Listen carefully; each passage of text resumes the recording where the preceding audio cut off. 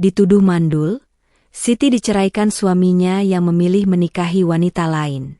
Namun, takdir mengungkap kebenaran yang mengejutkan, ternyata bukan Siti yang mandul.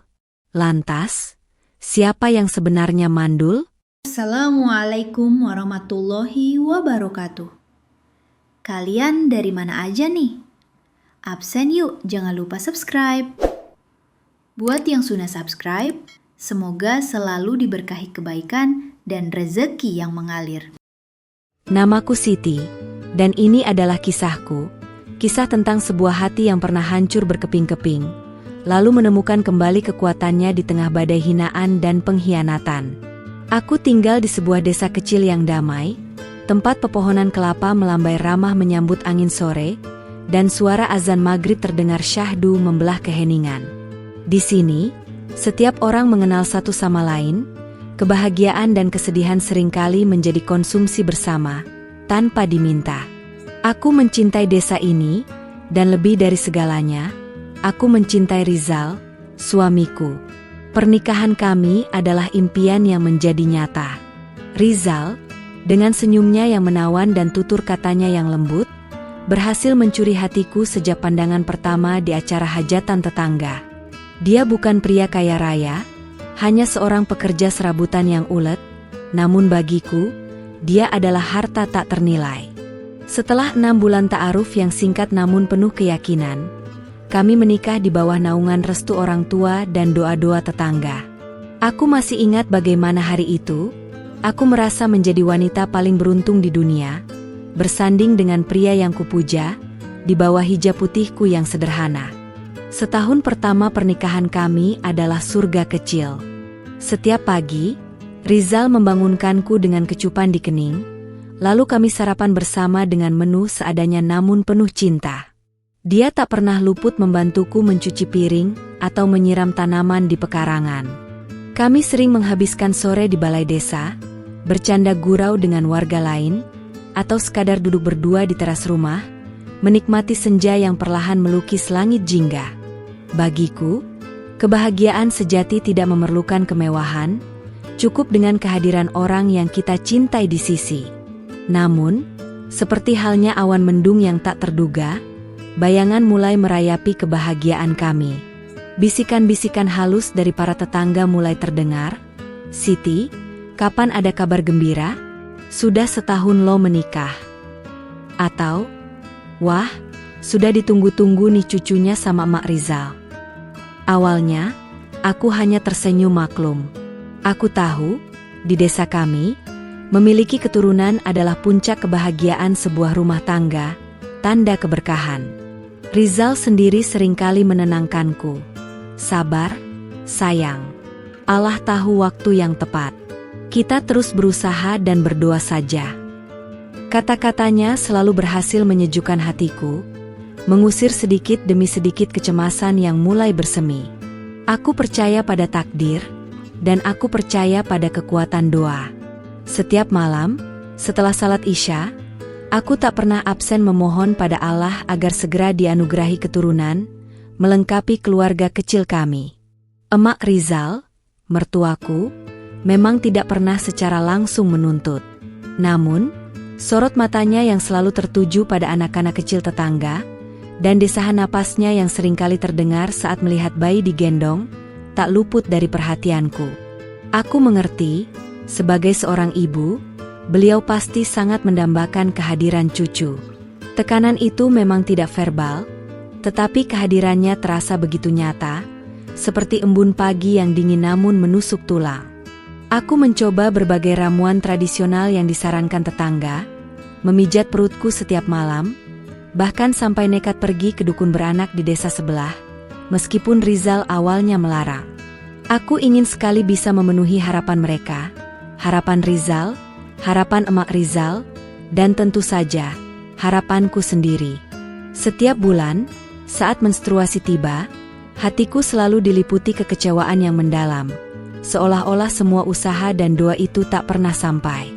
Rizal, di masa-masa awal, selalu menggenggam tanganku erat, memberiku semangat saat aku putus asa.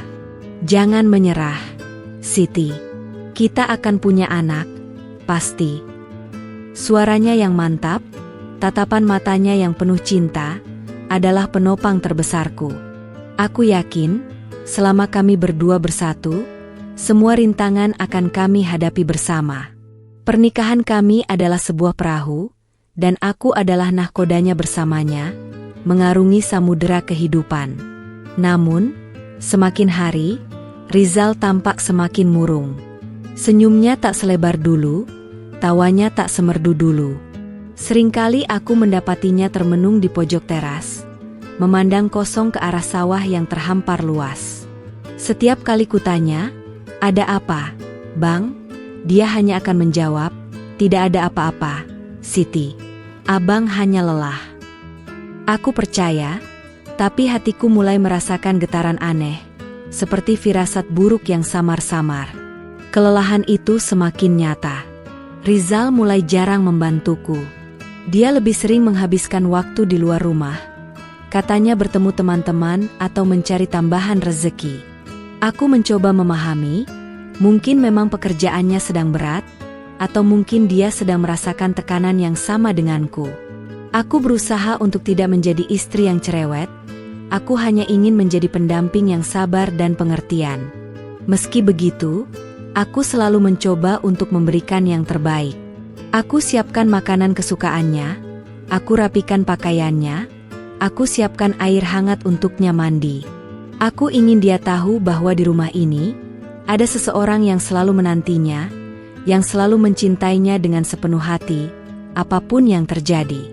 Aku tahu cinta itu butuh usaha, dan aku tak akan pernah lelah berjuang demi cinta kami. Aku mulai merasa kesepian, meskipun Rizal masih ada di sampingku. Kehadirannya terasa hampa, seperti cangkang tanpa isi.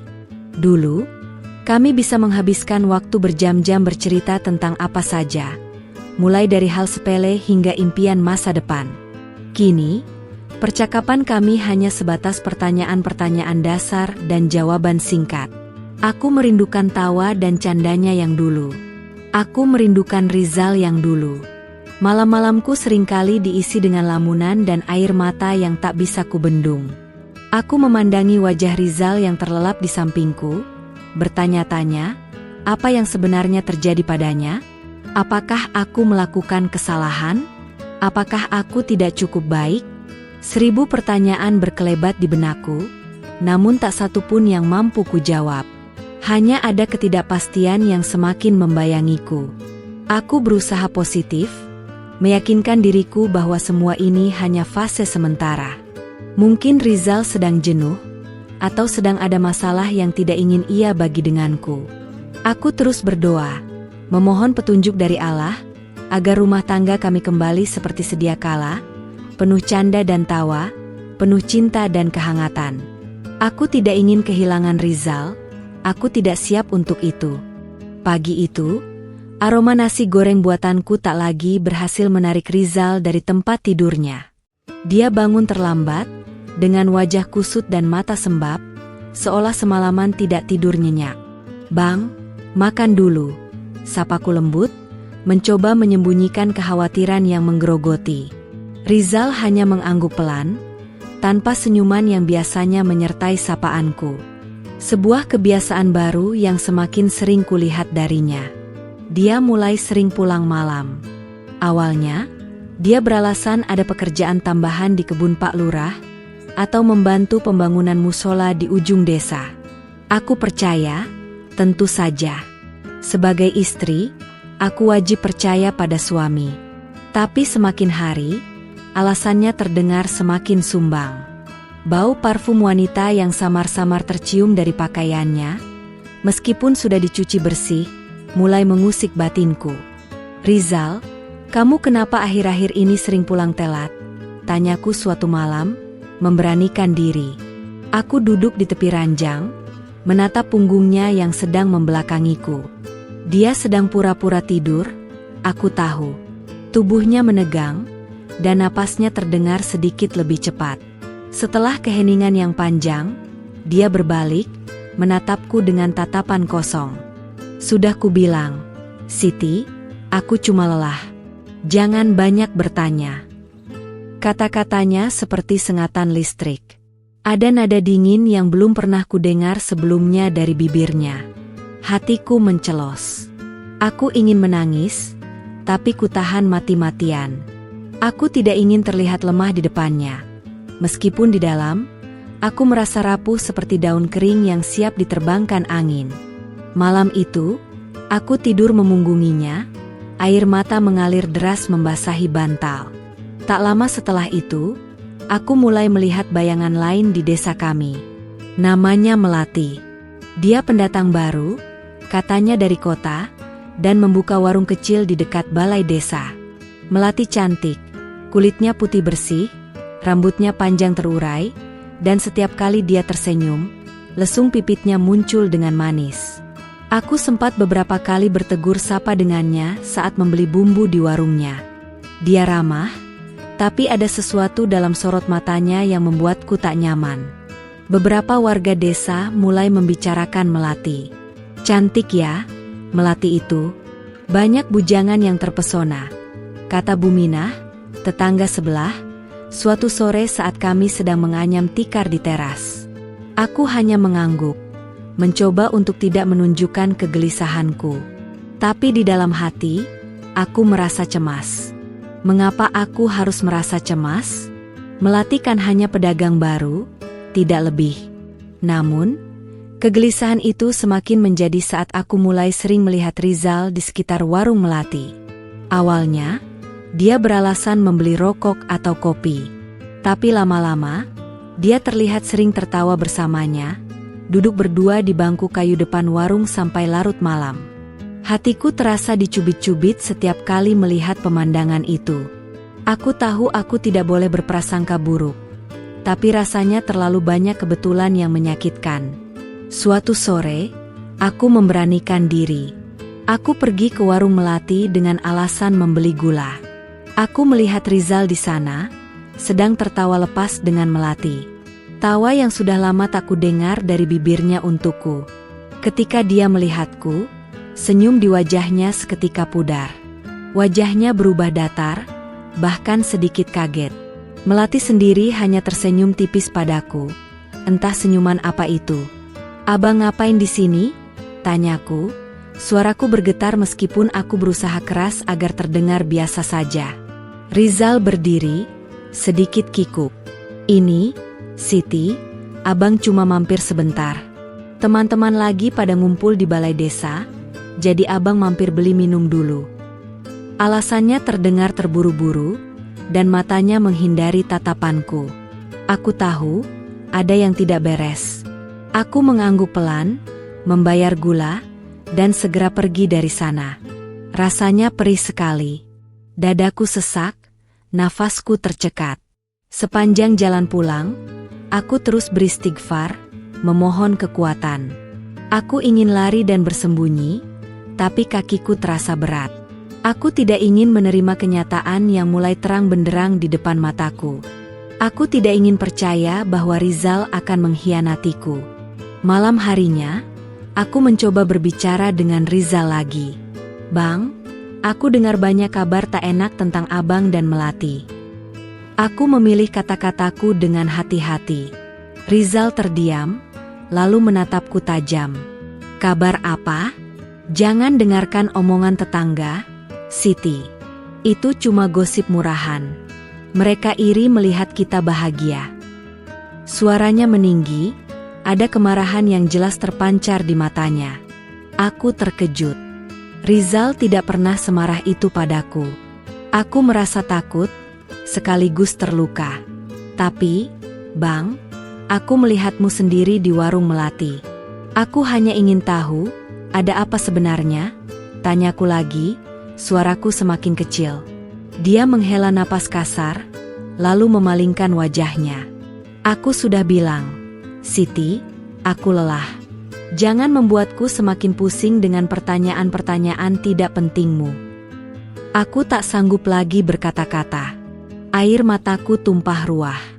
Rizal pergi begitu saja, meninggalkan aku sendirian di ruang tamu yang temaram. Aku merasa begitu kecil, begitu tak berdaya. Apakah ini akhir dari semua? Apakah ini balasan dari doa-doaku yang tak kunjung terkabul? Aku merasa seperti dahan rapuh yang akan patah kapan saja. Rasa sakit itu lebih dalam dari yang pernah kurasakan. Suatu siang, saat aku sedang menjemur pakaian di halaman belakang, aku mendengar percakapan antara Bu Minah dan Bu Siti yang terdengar berbisik-bisik. Awalnya aku tidak peduli, tapi kemudian aku mendengar namaku disebut-sebut. Aku berhenti bergerak, diam-diam menguping. Kasihan ya Siti, suaminya ternyata main belakang, bisik Bu Minah. Iya, Bu, padahal Siti itu sabar sekali. Kurang apa coba, sahut Bu Siti. Jantungku berdebar kencang. Aku tak bisa lagi menahan diri. Aku menghampiri mereka dengan senyum yang dipaksakan. Ada apa, Bu? Kok ramai sekali bicarakan saya? Tanyaku, mencoba setenang mungkin. Raut wajah mereka berubah panik. Bu Minah gelagapan, Siti, enggak kok, cuma bicarakan harga cabai yang lagi naik. Aku tahu mereka berbohong. Ada sesuatu yang mereka sembunyikan dariku, sesuatu yang lebih besar dari sekadar harga cabai. Malam itu, rasa penasaranku sudah mencapai puncaknya. Rizal baru saja pulang, dan aku melihat sehelai rambut panjang berwarna hitam tersemat di kerah bajunya. Bukan rambutku berwarna coklat gelap dan selalu tersembunyi di balik hijab. Tanganku gemetar saat meraih rambut itu. Aku yakin, ini adalah rambut melati. Bukti yang tak terbantahkan, yang selama ini coba ku tampik dari benakku. Aku menghampiri Rizal yang sedang duduk di ruang tamu, menyodorkan helai rambut itu ke depannya. Ini apa, Bang? Suaraku terdengar serak, menahan tangis. Rizal menatap helai rambut itu, lalu menatapku. Matanya dipenuhi kemarahan yang membara. Kamu menggeledahku, Siti, kamu tidak percaya padaku. Dia mencoba mengalihkan pembicaraan, tapi aku tidak bodoh lagi.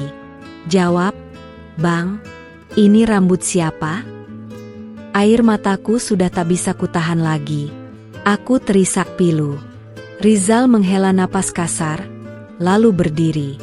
Dia menatapku dengan tatapan yang dingin, seolah aku adalah orang asing. Sudahlah, Siti. Kalau kamu sudah tahu, buat apa aku bersembunyi lagi? Katanya datar.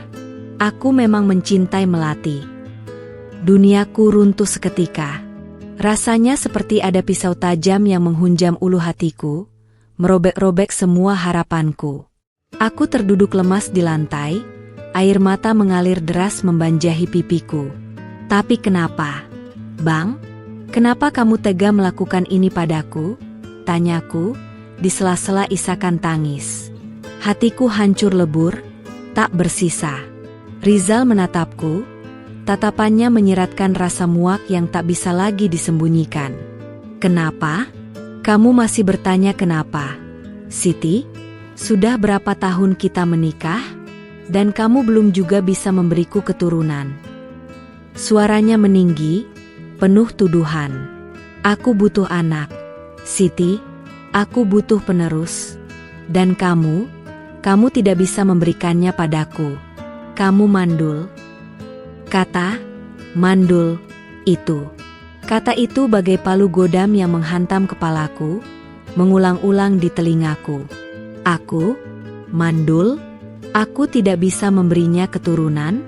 Selama ini, aku selalu menyalahkan diriku sendiri, tapi tak pernah terpikirkan bahwa tuduhan itu akan keluar langsung dari mulut suamiku.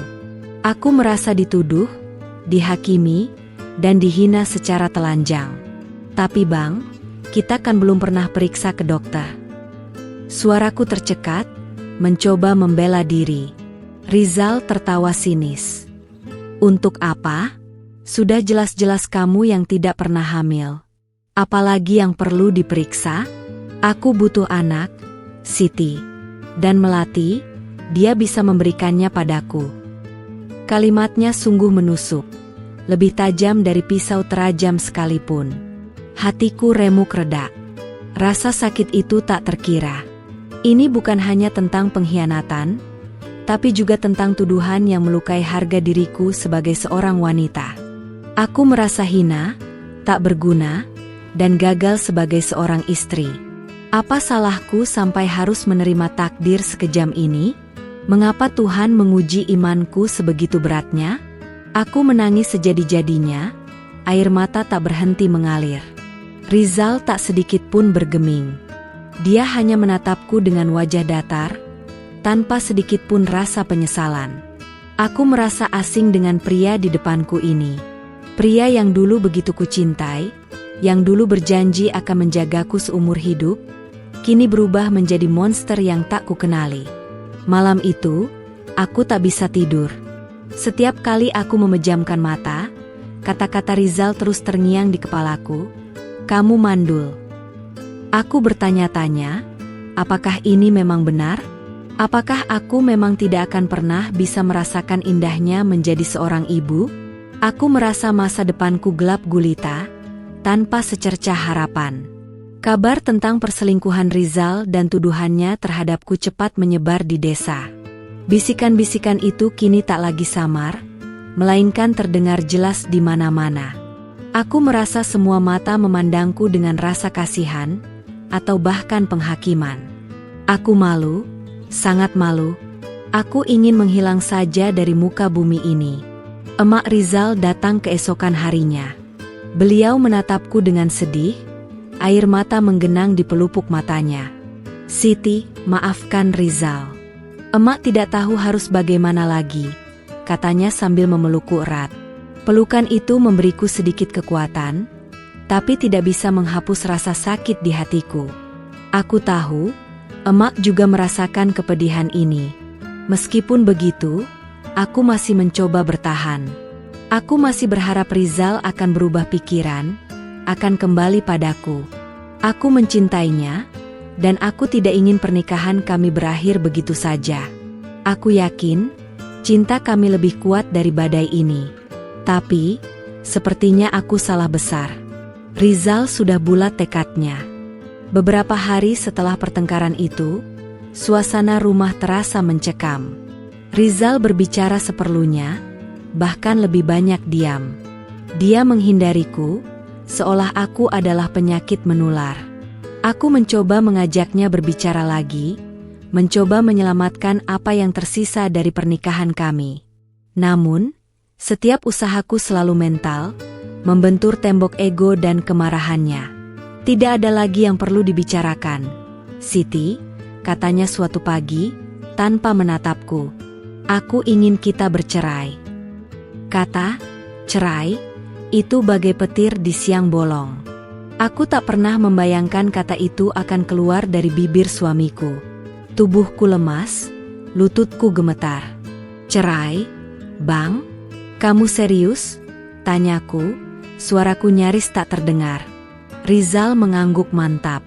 "Aku sudah memikirkannya baik-baik. Aku butuh keturunan, Siti. Dan kamu tidak bisa memberikannya padaku." Aku mencoba memohon, merayu, bahkan berjanji akan melakukan apa saja. "Kita bisa berobat ke kota, Bang. Kita bisa coba cara lain. Jangan begini, Bang."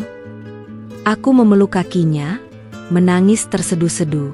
Tapi dia menarik kakinya, menatapku dengan tatapan kosong. "Keputusanku sudah bulat, Siti. Aku ingin melatih." Hatiku hancur berkeping-keping. Air mata dan permohonanku tak sedikit pun meluluhkan hatinya yang kini telah membatu. Proses perceraian kami berjalan begitu cepat. Rizal seolah terburu-buru, ingin segera mengakhiri ikatan kami. Aku merasa seperti terdakwa di persidangan, dihakimi oleh semua orang, bahkan oleh hakim sekalipun. Para tetangga yang datang menyaksikan, hanya bisa menatapku dengan tatapan iba. Rasa malu dan sakit hati begitu mendominasi perasaanku. Aku tidak pernah membayangkan akan mengalami hal seberat ini. Setelah resmi bercerai, aku kembali ke rumah orang tuaku. Mereka menyambutku dengan pelukan hangat dan air mata. Ibuku memelukku erat, mengusap punggungku, mencoba menenangkan jiwaku yang remuk redam. "Sabar ya, Nak. Allah punya rencana yang lebih indah untukmu, bisiknya.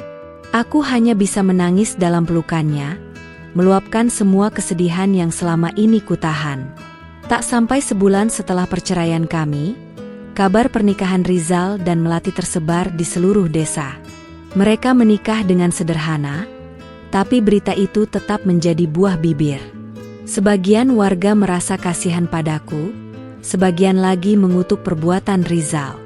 Ada pula yang diam-diam membenarkan Rizal, karena memang memiliki keturunan adalah hal yang sangat penting. Aku mencoba untuk tidak mendengar, tapi telingaku seolah menangkap setiap kata. Setiap hari, aku hanya mengurung diri di kamar. Aku merasa hidupku sudah berakhir. Pria yang kucintai telah pergi, membawa serta semua impian dan harapanku. Aku merasa seperti wanita yang tidak sempurna, wanita yang gagal, hanya karena tidak bisa memberi keturunan. Kata, mandul, itu terus menghantuiku, merenggut semua kepercayaan diriku. Ibuku tak pernah lelah membujukku untuk makan, untuk keluar kamar, untuk sekadar melihat matahari. Jangan begini terus, nak, kamu harus kuat, katanya dengan lembut. Aku tahu beliau mengkhawatirkanku, tapi aku merasa tak punya tenaga sama sekali. Tubuhku terasa begitu berat, dan hatiku begitu kosong. Aku hanya ingin tidur, dan tidak bangun lagi. Ayahku, dengan wajahnya yang tegas namun penuh kasih sayang, seringkali hanya duduk di sampingku, menepuk-nepuk kepalaku. Nak, jangan biarkan kesedihan ini merenggut masa depanmu. Kamu masih muda, jalanmu masih panjang, katanya. Aku tahu, ayahku adalah pria yang kuat, tapi aku bisa melihat kekhawatiran di balik tatapannya. Aku mulai membenci diriku sendiri. Mengapa aku begitu tidak berdaya? Mengapa aku begitu lemah? Mengapa aku tidak bisa berjuang lebih keras untuk mempertahankan Rizal? Tapi, setiap kali aku memikirkan itu, aku teringat lagi pada tatapan dingin Rizal, pada tuduhannya yang kejam. Apakah memang pantas aku mempertahankan pria seperti itu? Hari-hari berlalu dengan sangat lambat. Aku merasa terjebak dalam lingkaran kesedihan yang tak berujung. Setiap melihat anak-anak kecil bermain di luar, hatiku terasa tertusuk. Aku membayangkan bagaimana rasanya memiliki anak, menggendongnya, membesarkannya dengan cinta. Impian itu kini terasa begitu jauh, tak terjangkau. Beberapa teman datang menjengukku, mencoba menghibur. Mereka menceritakan kisah-kisah sukses wanita lain yang pernah mengalami hal serupa, namun berhasil bangkit. Aku mendengarkan, tapi kata-kata mereka seolah tak sampai ke hatiku. Aku masih terlalu tenggelam dalam lubang kesedihan yang dalam. Aku merasa seperti aku adalah satu-satunya orang di dunia ini yang merasakan kesedihan yang begitu hebat. Aku mulai berpikir, mungkin memang inilah takdirku. Takdir untuk tidak memiliki keturunan, takdir untuk hidup sendirian. Pemikiran itu membuatku semakin putus asa. Aku tahu sebagai seorang muslimah, aku tidak boleh berputus asa dari rahmat Allah, tapi rasanya terlalu sulit untuk bangkit. Aku merasa seperti terkurung dalam sangkar kesedihan. Namun, di tengah kegelapan itu, sebuah percikan kecil mulai muncul. Percikan keinginan untuk membuktikan bahwa aku tidak seperti yang mereka tuduhkan. Percikan keinginan untuk menunjukkan pada Rizal bahwa aku bisa bahagia tanpanya. Percikan keinginan untuk kembali menemukan diriku sendiri, Siti yang dulu, yang ceria dan penuh semangat. Aku tahu, ini akan menjadi perjalanan yang panjang dan berat, tapi aku harus mencobanya. Pagi itu, aku terbangun dengan perasaan yang sedikit berbeda. Bukan lagi rasa sesak yang menyesakkan dada, melainkan sebuah dorongan samar untuk bangkit. Aku menatap pantulan diriku di cermin. Wajahku pucat, mata sembab, dan sorot mataku tampak kosong. Siti, kamu tidak bisa terus seperti ini, bisikku pada diriku sendiri. Kamu harus kuat, demi dirimu sendiri, demi orang tuamu. Aku mengambil wudhu, lalu melaksanakan salat subuh. Dalam sujud panjangku, Aku menumpahkan segala isi hatiku pada Allah. Aku memohon kekuatan, ketabahan, dan petunjuk. Aku sadar, hanya Dialah yang bisa mengangkatku dari keterpurukan ini. Setelah salat, aku merasa sedikit lebih lega, seolah beban di pundakku sedikit terangkat. Aku keluar dari kamar, menghirup udara pagi yang sejuk. Ibuku sedang menyiapkan sarapan di dapur. Beliau menoleh dan tersenyum saat melihatku. Senyum tulus yang sudah lama tak kulihat. "Alhamdulillah, Nak, sudah mau keluar kamar," katanya lembut. Aku membalas senyumannya, meskipun masih terasa berat. Aku berjanji pada diriku sendiri, aku tidak akan membuat orang tuaku khawatir lagi. Aku mulai membantu ibu di dapur, menyiapkan sarapan. Aroma masakan yang familiar, suara wajan yang berdencing, perlahan-lahan mengembalikan sedikit demi sedikit semangatku. Aku mencoba untuk berbicara, untuk tertawa, meskipun masih terasa canggung. Perlahan tapi pasti, aku mulai menarik diri dari kesedihan yang mengungkungku. Beberapa hari kemudian, aku memutuskan untuk melakukan sesuatu yang berbeda. Aku teringat pada resep kue kering warisan nenek yang dulu sering kubuat saat ada hajatan. Rasanya enak, dan banyak tetangga yang memuji. "Bu, bagaimana kalau aku mencoba membuat kue kering untuk dijual di warung?" tanyaku pada ibu. Ibuku tersenyum lebar. "Bagus, Nak, itu ide yang sangat bagus. Ibu akan membantumu." Dengan semangat baru, aku mulai berkreasi di dapur. Adonan kue, aroma vanila, dan kehangatan oven, semuanya terasa begitu menenangkan. Aku merasa kembali hidup, kembali menemukan diriku yang dulu. Hari pertama, aku hanya membuat sedikit, lalu menitipkannya di warung Bu Minah. Tak disangka, kue-kueku ludes terjual dalam sekejap. Bu Minah bahkan memintaku untuk membuat lebih banyak lagi.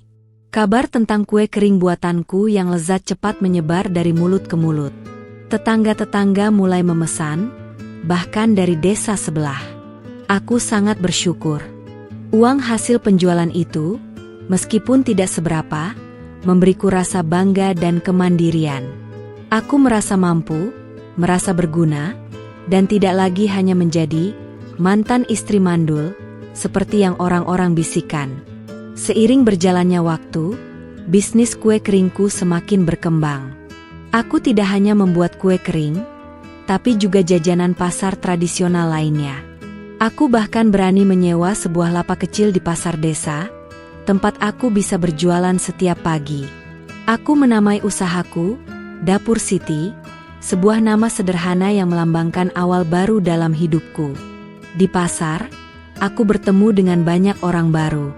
Mereka tidak tahu tentang kisah masa laluku. Mereka hanya mengenalku sebagai penjual kue yang ramah dan ulet. Aku merasa bebas, tidak lagi terbebani oleh stigma yang melekat padaku. Aku bisa tertawa lepas, bercanda, dan berinteraksi dengan orang lain tanpa rasa canggung. Kepercayaan diriku perlahan kembali. Tentu saja, ada saja tetangga yang masih menatapku dengan tatapan iba. Ada pula yang sinis, paling juga nanti nggak laku. Atau, percuma kerja keras, toh tidak ada yang mewarisi. Aku mencoba untuk tidak mendengarkan. Aku fokus pada tujuanku, pada kebahagiaanku sendiri. Aku tahu, aku tidak bisa menyenangkan semua orang, tapi aku bisa menyenangkan diriku sendiri. Orang tuaku sangat bangga padaku. Mereka seringkali membantuku di pasar, atau membawakan bekal saat aku sedang sibuk. "Lihat, Nak, kamu itu wanita kuat. Jangan pernah menyerah," kata ayah, menepuk pundakku. Kata-kata mereka adalah penyemangat terbesarku. Aku berjanji pada diriku sendiri, aku akan membuat mereka bahagia. Aku mulai belajar banyak hal baru. Bagaimana mengatur keuangan, bagaimana menghadapi pelanggan, bagaimana berinovasi dalam produk. Aku bahkan bergabung dengan komunitas ibu-ibu UMKM di desa sebelah, belajar dari pengalaman mereka. Aku merasa hidupku kembali berarti, penuh dengan tantangan dan peluang. Aku tidak lagi merasa kosong. Aku merasa penuh. Meskipun kesibukan melanda, aku tak pernah lupa untuk meluangkan waktu beribadah. Salat 5 waktu, membaca Al-Quran, dan berzikir, semuanya menjadi pelabuhan hatiku. Aku tahu, semua ini adalah ujian dari Allah, dan Dia tidak akan membebani hambanya melebihi batas kemampuannya. Aku yakin, akan ada hikmah besar di balik semua ini. Aku tidak lagi memikirkan Rizal. Bukan berarti aku melupakannya, tapi aku sudah tidak lagi terbebani olehnya. Luka itu memang masih ada, tapi sudah mulai mengering, menyisakan bekas yang samar. Aku sudah memaafkannya, bukan untuknya, tapi untuk diriku sendiri. Aku tahu, dendam hanya akan membuat hatiku semakin sakit. Di tengah kesibukan itu, aku seringkali melamun. Sebuah pertanyaan masih sering muncul di benakku. Apakah memang aku yang mandul? Apakah tuduhan Rizal itu benar?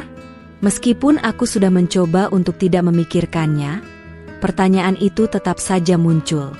Itu adalah sebuah keraguan yang masih belum terjawab, sebuah teka-teki yang masih belum terpecahkan. Bulan berganti bulan, tahun pun berlalu. Kini sudah 2 tahun sejak perceraianku dengan Rizal dan pernikahannya dengan Melati. Dapur Siti semakin dikenal, bahkan aku sudah punya beberapa pegawai paruh waktu dari kalangan ibu-ibu desa. Kehidupanku jauh lebih tenang, meskipun aku masih memilih untuk hidup sendiri. Aku merasa nyaman dengan kemandirian yang kuraih. Namun, di desa kecil seperti kami, tidak ada rahasia yang bisa disimpan rapat-rapat. Bisikan-bisikan tentang rumah tangga Rizal dan Melati mulai terdengar lagi. Awalnya samar, lalu semakin jelas. Melati kok belum hamil juga ya?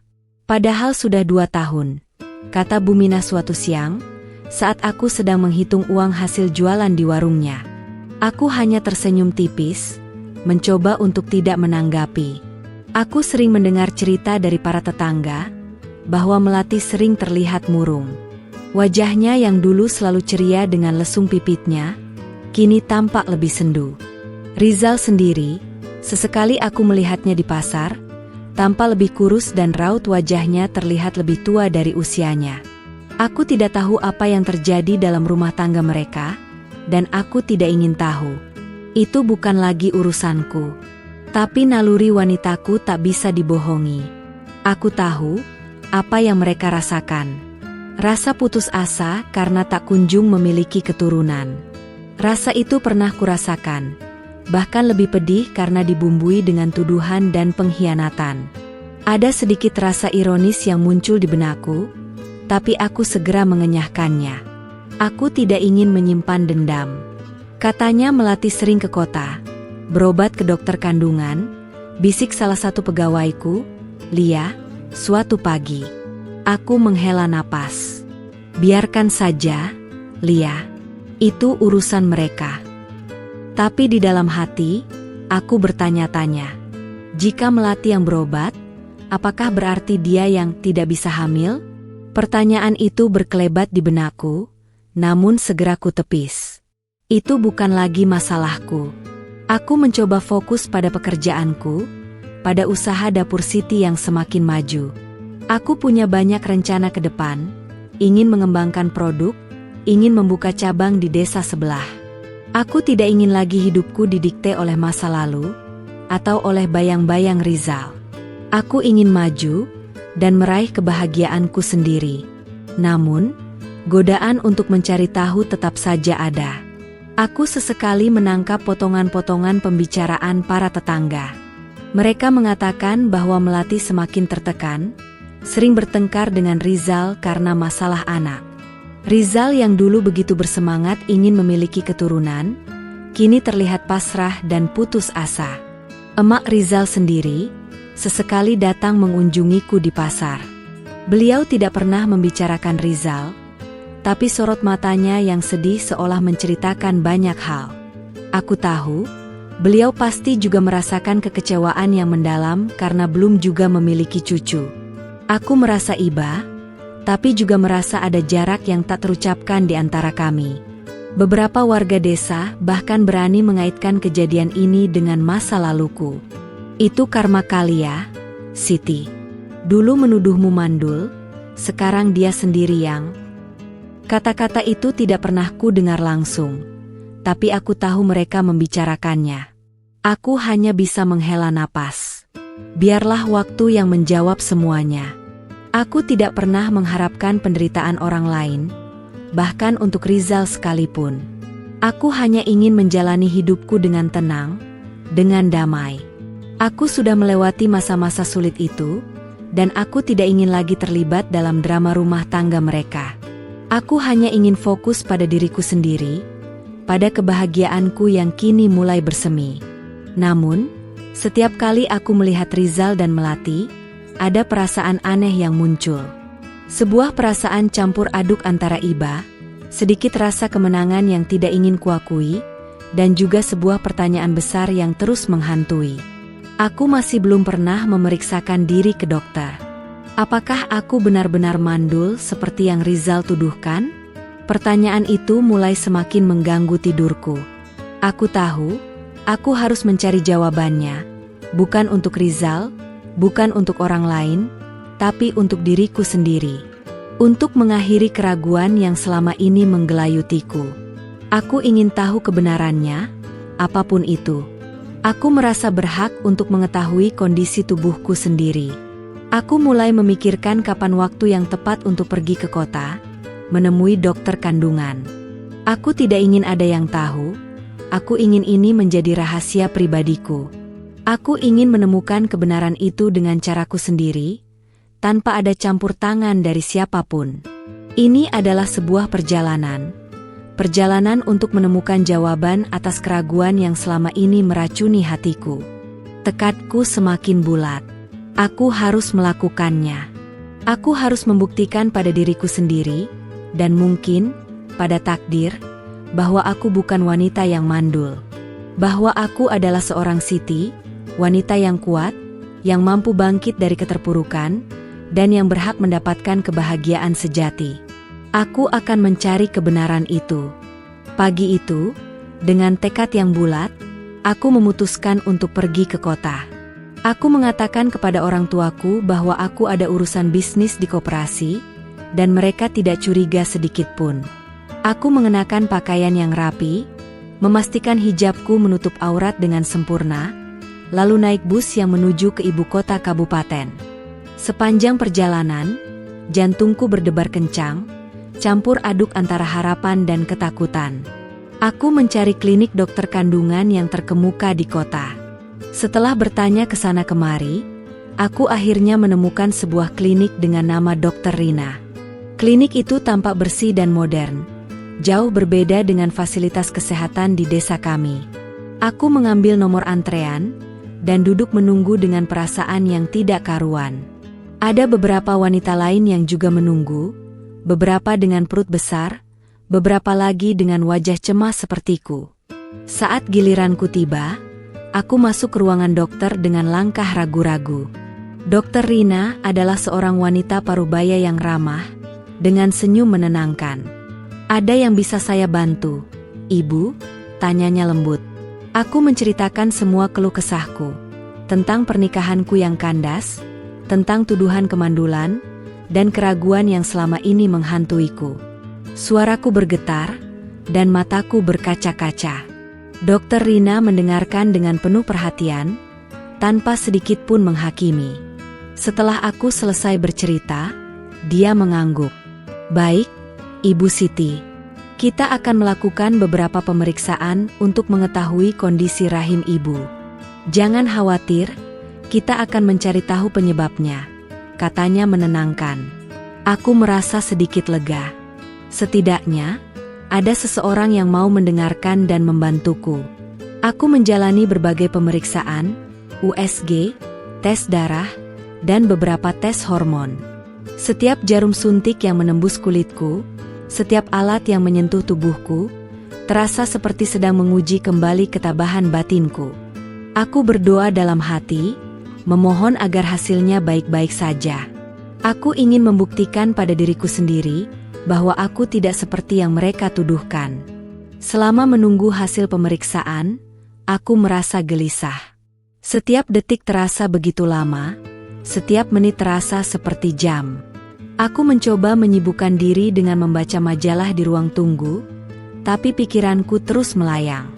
Bagaimana jika hasilnya memang benar?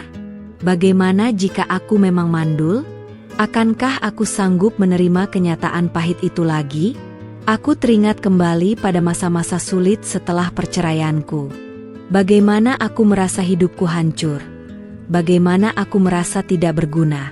Aku tidak ingin kembali ke titik itu lagi. Aku sudah berjanji pada diriku sendiri, aku akan kuat. Aku akan menerima apapun hasilnya, tapi aku juga akan terus berjuang untuk kebahagiaanku. Namun, di balik kegelisahan itu, ada secercah harapan yang terus menyala. Harapan untuk mendengar kabar baik, harapan untuk membuktikan bahwa aku bisa menjadi seorang ibu. Harapan itu adalah bahan bakar yang membuatku terus bertahan, terus berdoa, dan terus mencoba untuk berpikir positif. Aku yakin, Allah tidak akan mengecewakanku. Dokter Rina memanggilku lagi. Aku masuk ruangannya dengan jantung berdebar kencang. Beliau tersenyum padaku, senyum yang kali ini terasa lebih hangat. Ibu Siti, dari hasil pemeriksaan, tidak ada masalah serius pada rahim ibu. Semuanya normal. Aku terdiam, tak percaya. Normal? Dok? Maksudnya saya tidak mandul? Tanyaku, suaraku tercekat. Dokter Rina mengangguk.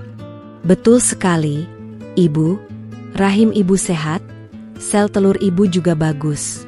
Secara medis, ibu sangat mungkin untuk memiliki keturunan. Duniaku terasa berputar. Aku tidak tahu harus merasa apa. Lega? Bahagia? Terkejut? Air mataku menetes. Bukan air mata kesedihan, melainkan air mata kelegaan yang luar biasa. Beban berat yang selama ini menimpaku seolah terangkat begitu saja. Aku tidak mandul. Aku tidak mandul seperti yang Rizal tuduhkan.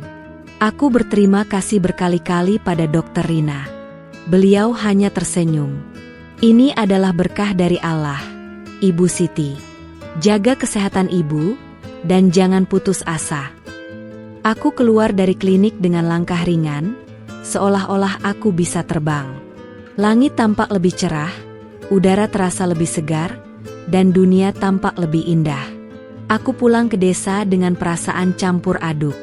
Aku ingin berteriak, ingin memberitahu semua orang tentang kebenaran ini. Tapi aku menahan diri. Ini adalah rahasia pribadiku, sebuah kemenangan kecil yang hanya aku dan Allah yang tahu. Aku ingin menikmati kelegaan ini sendirian, merasakan kebahagiaan ini tanpa campur tangan orang lain. Aku memandang wajahku di cermin saat tiba di rumah. Kali ini, sorot mataku tidak lagi kosong. Ada secercah harapan, ada kekuatan baru yang terpancar. Aku merasa seperti terlahir kembali. Aku adalah Siti, seorang wanita yang kuat, yang tidak mandul, dan yang berhak mendapatkan kebahagiaan sejati. Malam itu, aku tidur dengan nyenyak, tanpa dihantui oleh kata-kata mandul lagi. Aku bermimpi tentang masa depan yang cerah, tentang anak-anak kecil yang berlarian di pekarangan rumah. Impian itu kini terasa begitu dekat, begitu nyata. Aku tahu, ini adalah awal dari babak baru dalam hidupku.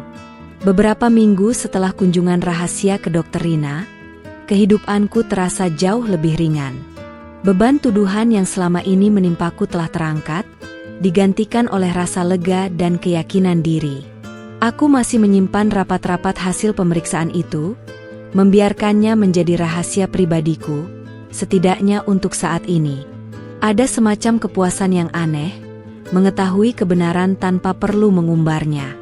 Namun, desas-desus di desa tentang rumah tangga Rizal dan Melati semakin santer terdengar. Kini, bukan hanya sekadar bisikan, tapi sudah menjadi obrolan terbuka di pos ronda atau di warung kopi. Sudah 2 tahun lebih, kok belum juga isi? Tanya Pak RT pada Pak Kadus, yang kebetulan lewat di depan warungku. Aku mendengar percakapan itu, dan jantungku berdesir. Aku mendengar bahwa Melati semakin sering terlihat murung, bahkan sering berdebat dengan Rizal di depan umum. Suatu sore, aku melihat Melati menangis terseduh-seduh di teras rumahnya. Aku merasa iba, meskipun ada sedikit rasa ironis yang tak bisa kuhindari. Dulu, aku juga pernah merasakan kesedihan yang sama, bahkan lebih parah. Kabar terbaru yang kudengar, Melati sudah beberapa kali pergi ke dokter kandungan di kota, dan hasilnya selalu sama, tidak ada masalah pada dirinya. Dia sehat, rahimnya normal. Artinya, dia bisa hamil. Pertanyaan yang selama ini kusimpan, kini mulai menemukan jawabannya. Jika Melati sehat, dan aku juga sehat, lalu siapa yang sebenarnya mandul? Pemikiran itu membuatku merinding. Jika bukan aku, dan bukan Melati, maka hanya ada satu kemungkinan. Rizal. Apakah mungkin selama ini Rizal yang memiliki masalah, tapi dia malah menuduhku? Dadaku berdesir. Aku tidak tahu harus merasa apa. Marah? Kesal? Atau justru iba pada nasibnya? Aku mencoba untuk tidak terlibat. Ini bukan lagi urusanku. Tapi sebagai manusia, rasa ingin tahu itu tak bisa dibendung. Aku bertanya-tanya, bagaimana reaksi Rizal jika dia tahu kebenarannya? Bagaimana perasaannya setelah menuduhku mandul dan meninggalkanku, hanya untuk menyadari bahwa masalahnya ada pada dirinya sendiri? Suatu sore, emak Rizal datang ke warungku. Wajahnya tampak lebih tua, dengan sorot mata yang penuh kesedihan. "Siti," sapanya lembut, "bagaimana kabarmu, Nak?" Aku menjawab dengan senyuman. "Alhamdulillah, Emak, saya sehat." Beliau duduk di bangku, lalu menghela napas panjang. "Emak sedih, Siti. Rizal dan Melati, mereka belum juga diberi keturunan." Aku hanya diam, mendengarkan. Emak Rizal melanjutkan, "Melati sudah berobat kemana-mana, tapi kata dokter dia baik-baik saja." Emak jadi berpikir jangan-jangan. Beliau tidak melanjutkan kalimatnya, tapi aku tahu apa yang ingin beliau katakan. Beliau pasti mulai curiga pada Rizal. Aku menatap emak Rizal. "Mungkin memang sudah takdirnya, Emak," kataku lembut. Beliau menatapku, matanya berkaca-kaca. "Emak minta maaf ya, Nak. Dulu emak juga sempat berpikir yang tidak-tidak tentang kamu," katanya, suaranya bergetar. Aku menggenggam tangannya. "Sudah, Emak. Jangan dipikirkan lagi." Aku tahu, beliau tulus. Beberapa hari kemudian, kabar itu akhirnya pecah. Seperti bom yang meledak di tengah desa. Rizal pergi ke kota untuk memeriksakan diri ke dokter kandungan, atas desakan Melati yang sudah putus asa. Dan hasilnya, Rizal yang mandul. Aku mendengar kabar itu dari Lia, pegawaiku, yang kebetulan sedang berbelanja di pasar. "Bu Siti, Ibu tahu kabar terbaru? Ternyata Bang Rizal yang mandul," katanya, dengan nada terkejut dan sedikit kasihan. Aku hanya terdiam, hatiku berdesir hebat. Kebenaran itu akhirnya menjelma. Semua orang di desa terkejut. Bagaimana tidak? Rizal yang dulu begitu lantang menuduhku mandul, yang meninggalkan aku demi wanita lain demi keturunan, ternyata dirinya sendiri yang tidak bisa memberikan keturunan. Ironi ini sungguh menusuk. Semua orang tidak percaya, tapi hasil medis tak bisa dibohongi. Para tetangga mulai berdatangan ke warungku, dengan tatapan yang berbeda. Bukan lagi kasihan, melainkan rasa bersalah. Mereka meminta maaf padaku, karena dulu sempat meragukanku, sempat menghakimiku. Aku hanya tersenyum. "Tidak apa-apa, Bu. Kita semua kan tidak tahu," kataku. Hatiku terasa lapang. Aku tidak merasa ingin membalas dendam, atau bersorak kegirangan. Yang kurasakan hanyalah sebuah kelegaan yang mendalam, dan sedikit rasa iba pada Rizal. Dia telah kehilangan banyak hal karena keangkuhan dan prasangkanya sendiri. Dia kehilangan aku, Dan kini dia harus menghadapi kenyataan pahit bahwa dirinya sendiri yang tidak bisa memiliki keturunan. Malam itu, aku duduk di teras rumah, memandang langit yang bertaburan bintang. Aku teringat kembali pada masa-masa sulit itu, pada air mata dan rasa sakit yang pernah kurasakan. Kini, semua itu terasa begitu jauh. Aku telah melewati badai, dan kini aku berdiri tegak, lebih kuat dari sebelumnya. Kebenaran itu telah membebaskanku. Aku memegang perutku. Aku tahu, di dalam diriku, ada sebuah potensi yang besar. Aku bisa menjadi seorang ibu. Dan suatu hari nanti, aku yakin, aku akan menemukan pria yang tepat. Pria yang akan mencintaiku dengan tulus, menerima apa adanya, dan bersama-sama denganku membangun sebuah keluarga yang bahagia, tanpa tuduhan dan pengkhianatan. Kabar tentang kemandulan Rizal menyebar seperti api di rumput kering. Dalam hitungan jam, seluruh desa tahu. Dari warung kopi, pos ronda, hingga ibu-ibu yang sedang berbelanja sayur, semua membicarakan hal yang sama. Aku, yang selama ini menjadi korban tuduhan, kini menjadi pusat perhatian dengan simpati dan rasa bersalah yang terpancar dari mata mereka. Melati, setelah berobat ke sana kemari tanpa hasil, dan dengan desakan dari orang tuanya, akhirnya meminta Rizal untuk memeriksakan diri. Rizal awalnya menolak keras, dengan alasan tidak mungkin dan buang-buang uang. Tapi setelah Melati terus-menerus mendesak, dan mungkin juga karena rasa cemas yang mulai menggerogotinya, Rizal akhirnya setuju. Mereka pergi ke kota, ke klinik yang sama dengan tempat aku dulu memeriksakan diri. Beberapa hari setelahnya, hasil itu keluar. Sebuah amplop putih yang berisi vonis takdir. Rizal membuka amplop itu dengan tangan gemetar. Dan dunia mereka seketika runtuh. Hasilnya jelas, tanpa keraguan. Rizal memiliki masalah kesuburan yang signifikan, yang membuatnya sulit, bahkan nyaris tidak mungkin, untuk memiliki keturunan. Kabar itu sampai kepadaku melalui Bu Minah yang terlihat tergopoh-gopoh menghampiri warungku. Siti, kamu harus dengar ini, serunya, napasnya tersengal-sengal. Rizal yang mandul, dokter bilang dia tidak bisa punya anak. Wajahnya memerah, antara terkejut dan sedikit emosi yang tak bisa didefinisikan. Aku hanya mengangguk pelan. Saya sudah dengar, Bu Minah. Suaraku tenang, meskipun di dalam, ada gelombang emosi yang bergejolak. Rasa lega, sedih, dan juga sebuah kelegaan yang tak bisa dijelaskan. Aku tidak lagi perlu membela diri. Kebenaran itu telah datang sendiri, dengan cara yang paling menyakitkan bagi Rizal. Wajah Bu Minah berubah sendu. Maafkan kami ya, Siti. Dulu kami semua sempat menuduhmu. Kami bodoh, mudah percaya omongan orang. Ia terlihat sangat menyesal. Aku hanya tersenyum. Tidak apa-apa, Bu. Sudah jadi takdir. Aku tidak ingin memperpanjang masalah. Aku hanya ingin kedamaian. Rumah tangga Rizal dan Melati seketika dilanda badai. Pertengkaran hebat seringkali terdengar hingga ke rumah tetangga. Melati merasa tertipu, merasa dibohongi. Ia menuduh Rizal sengaja menyembunyikan kondisinya, padahal ia telah meninggalkanku karena tuduhan yang sama. Rizal, di sisi lain, merasa malu dan terpukul.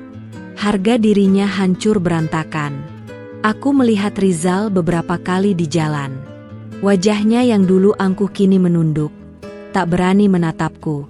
Rambutnya tampak semakin tipis, dan bahunya tampak melengkung, seolah menanggung beban dunia. Aku tidak merasakan dendam sedikit pun. Yang ada hanyalah rasa iba, dan juga sebuah perenungan tentang betapa cepatnya roda kehidupan berputar. Seluruh desa membicarakan keanehan nasib ini. Mereka yang dulu mencibirku, kini berbalik kasihan pada Rizal. Mereka yang dulu memuji Melati, kini menatapnya dengan rasa iba karena harus terjebak dalam pernikahan tanpa keturunan. Aku tahu, di desa kecil seperti ini, Gosip adalah mata uang yang paling berharga. Emak Rizal datang lagi ke rumahku, kali ini dengan air mata yang deras. Beliau memelukku erat, meminta maaf berkali-kali. Emak tidak tahu harus bagaimana. Siti, emak malu sekali dengan Rizal. Isaknya, aku membalas pelukannya, mencoba menenangkannya. Sudah, emak, jangan sedih terus. Setiap orang punya ujian masing-masing. Aku tahu, emak Rizal adalah korban dari keangkuhan anaknya sendiri. Beliau tidak pernah bermaksud jahat padaku. Aku memaafkan beliau, tulus dari hati. Aku tahu, seorang ibu pasti sedih melihat anaknya menderita. Dan Rizal, meskipun dia pernah menyakitiku, dia tetaplah anaknya. Peristiwa ini menjadi pelajaran besar bagi seluruh warga desa. Mereka belajar untuk tidak mudah menghakimi, untuk tidak mudah percaya pada tuduhan tanpa bukti. Mereka belajar bahwa kebenaran, seberat apapun itu, pada akhirnya akan selalu terungkap. Dan bahwa karma, terkadang datang dengan cara yang tidak terduga. Aku melihat diriku di cermin. Aku masih Siti, wanita berhijab yang sederhana. Tapi kini aku lebih kuat, lebih bijaksana, dan lebih tegar. Aku tidak lagi terbebani oleh masa lalu. Aku tidak lagi terpengaruh oleh omongan orang. Aku adalah aku, dengan segala kekuatan dan kelemahanku. Dan aku berhak untuk bahagia. Kisah tentang aku dan Rizal, serta kebenaran yang terungkap, menjadi legenda kecil di desa kami. Sebuah cerita tentang cinta yang dikhianati, harga diri yang diinjak-injak, dan akhirnya, kebenaran yang membebaskan. Aku tahu, cerita ini akan terus dikenang, menjadi pengingat bagi setiap orang tentang pentingnya kejujuran dan kepercayaan. Aku tidak tahu bagaimana kelanjutan hidup Rizal dan Melati. Aku hanya berharap mereka bisa menemukan kedamaian, meskipun dengan cara yang berbeda. Aku telah menjalani bagianku dari cerita ini, dan kini saatnya aku menulis babak baru dalam hidupku sendiri. Sebuah babak yang penuh dengan harapan, kebahagiaan, dan tentu saja, cinta yang tulus.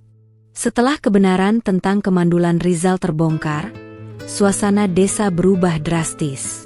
Rizal dan Melati, yang dulu menjadi pasangan, panutan, karena ketampanan dan kecantikan mereka, kini lebih sering mengurung diri. Warung Melati yang sempat ramai, kini sepi.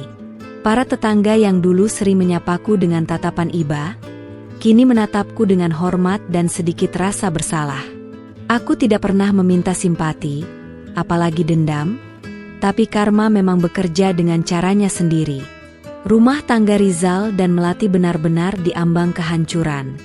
Pertengkaran mereka semakin menjadi-jadi, bahkan sempat terdengar Rizal membentak Melati di depan umum. Melati merasa marah, kecewa, dan tertipu.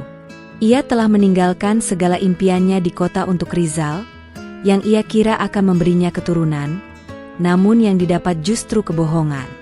Ia bahkan sempat mengancam akan kembali ke kota, meninggalkan Rizal sendirian. Rizal sendiri, kini tampak seperti cangkang tanpa isi. Wajahnya yang dulu selalu ceria, kini selalu murung dan penuh penyesalan. Aku sering melihatnya duduk sendirian di tepi sungai, memandang kosong ke arah aliran air. Aku tahu, ia pasti sedang merenungi semua kesalahannya, semua keangkuhannya di masa lalu. Aku tidak tahu apa yang ia rasakan, tapi aku bisa membayangkan betapa beratnya beban penyesalan itu. Dapur Siti, di sisi lain, semakin maju. Setelah viralnya kisahku di desa, banyak orang dari desa lain yang penasaran dan datang untuk berbelanja di warungku.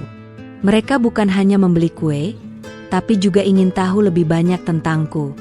Aku menyambut mereka dengan senyum ramah, menceritakan kisahku dengan jujur, tanpa menambahi atau mengurangi.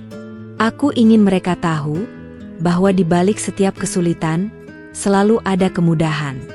Bisnisku kini sudah memiliki 2 cabang di desa sebelah, dan aku bahkan sudah punya mobil pickup kecil untuk mengantar pesanan. Aku mempekerjakan lebih banyak ibu-ibu desa, membantu mereka mendapatkan penghasilan. Aku merasa bahagia, bukan karena harta, tapi karena aku bisa bermanfaat bagi orang lain. Kebahagiaan sejati, bagiku, adalah ketika kita bisa memberi. Suatu sore, saat aku sedang menutup warung di pasar, aku melihat Rizal berjalan ke arahku. Jantungku berdebar. Ini adalah pertama kalinya kami berinteraksi langsung sejak kebenaran terbongkar. Wajahnya tampak pucat, dan matanya menatapku dengan sorot yang penuh penyesalan. Ia berdiri di depanku, menunduk, tidak berani menatap mataku. "Siti," katanya, suaranya pelan dan serak. Aku minta maaf. Aku sangat menyesal atas semua yang sudah kulakukan padamu." Ia mengangkat kepalanya sedikit, menatapku dengan mata berkaca-kaca. "Aku tahu, aku sudah menghancurkan hatimu, Siti. Aku sudah menuduhmu, aku sudah meninggalkanmu dan kini, aku harus menerima karmanya." Aku menatapnya. Aku melihat ketulusan dalam matanya, penyesalan yang mendalam. Aku tidak merasakan dendam sedikit pun. Aku hanya mengangguk pelan. "Tidak apa-apa, Bang Rizal. Saya sudah memaafkan abang. Allah tidak tidur, dan Dia Maha Adil." Aku memilih untuk memanggilnya Abang Rizal, agar ada jarak. Ia menghela napas panjang. "Aku harap kamu bahagia, Siti. Kamu pantas mendapatkannya." Aku tersenyum. "Alhamdulillah, saya sudah bahagia, Bang Rizal. Allah tidak pernah salah memberikan rezeki." Ia hanya mengangguk, lalu berbalik dan pergi. Aku melihat punggungnya yang semakin menjauh, dan ada sebuah ketenangan yang menyelimuti hatiku. Kisahku menjadi inspirasi bagi banyak wanita di desa. Mereka belajar bahwa menjadi seorang wanita tidak hanya diukur dari kemampuannya melahirkan keturunan, tapi dari kekuatan hati, ketabahan, dan kemampuannya untuk bangkit dari keterpurukan. Aku sering diundang untuk berbagi cerita di berbagai acara desa, memberikan motivasi kepada ibu-ibu lain. Aku tahu, aku masih punya impian untuk menjadi seorang ibu. Dan aku percaya, suatu hari nanti, Allah akan mengirimkan pria yang tepat untukku. Pria yang akan mencintaiku dengan tulus, menerima semua masa laluku, dan bersama-sama denganku membangun sebuah keluarga yang penuh cinta dan kebahagiaan. Aku tidak lagi terburu-buru, aku percaya pada waktu Allah. Hidupku kini penuh warna. Aku punya keluarga yang mencintaiku, pekerjaan yang membanggakan, dan hati yang damai. Aku belajar bahwa kebahagiaan tidak terletak pada memiliki pasangan yang sempurna, atau memiliki anak dengan segera, tapi pada bagaimana kita menerima diri sendiri, memaafkan masa lalu, dan terus berusaha menjadi pribadi yang lebih baik. Di bawah langit senja desa yang memerah, aku bersyukur atas semua yang telah terjadi. Aku bersyukur atas air mata yang pernah mengalir, karena itu telah membentukku menjadi wanita yang lebih kuat. Aku bersyukur atas pengkhianatan yang pernah kurasakan, karena itu telah membukakan mataku pada kebenaran. Dan aku bersyukur atas semua orang yang pernah menghakimiku, karena itu telah memberiku motivasi untuk membuktikan bahwa mereka salah. Kisahku mungkin sudah berakhir, tapi perjalananku masih panjang. Aku adalah Siti, wanita berhijab dari sebuah desa kecil, yang telah membuktikan bahwa takdir bisa diubah, dan bahwa kebahagiaan sejati selalu menanti bagi mereka yang tidak pernah menyerah. Dan kini, aku siap untuk menyambut babak baru dalam hidupku, dengan senyum di wajah dan keyakinan di hati.